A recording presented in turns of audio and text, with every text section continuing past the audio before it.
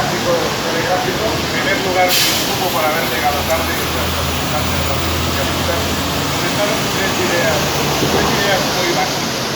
En primer lugar, ayer el Partido Socialista, con el apoyo de los otros partidos que están aquí, conseguimos aprobar una proposición para echar para atrás la propuesta de disolución de la USP en la Comisión de Presidencia del Ayuntamiento.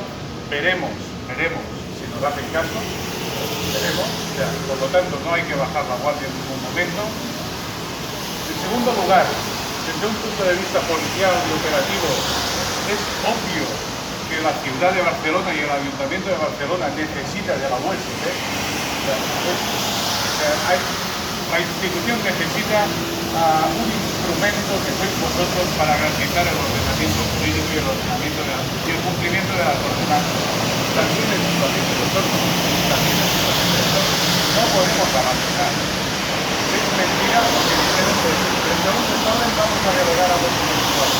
Los municipales tienen la obligación de cumplir, de hacer cumplir la ley, no las ordenanzas municipales.